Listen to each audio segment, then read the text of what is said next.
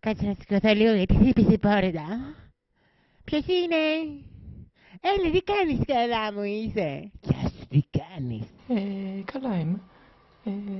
Ήρθα εδώ κάτι θες να με ρωτήσεις νομίζω, Τι ωραίο Καλησπέρα τσαρδί. σου και καλώς ήρθες Τι στο ωραίο μικρό τσαρδί μου έχεις. σπιτικό. Θέλεις να με ρωτήσεις κάτι μήπως? Γεια σου, κορίτσι μου, εγώ εσένα αγαπάω. Θέλω να σε ρωτήσω κάτι. Θέλω να μου πεις στα γερμανικά πώς είναι το σφάλ... Ωραία, Θέλω... ρώτησέ με τώρα. Πώς είναι Ρώτησέ με. το Black Swan στα γερμανικά. Θέλω να μου το πεις τώρα. Πες το μου, γαμάτο. Τι γκέι! Ναι, πες το μου. Θέλεις αλήθεια αυτό να Θέλω να ξέρεις? μου πεις το Black Swan πώς είναι στα γερμανικά. Ωραία. Το Black Swan στα γερμανικά Black Schwanz, δηλαδή μαύρος πούτσος.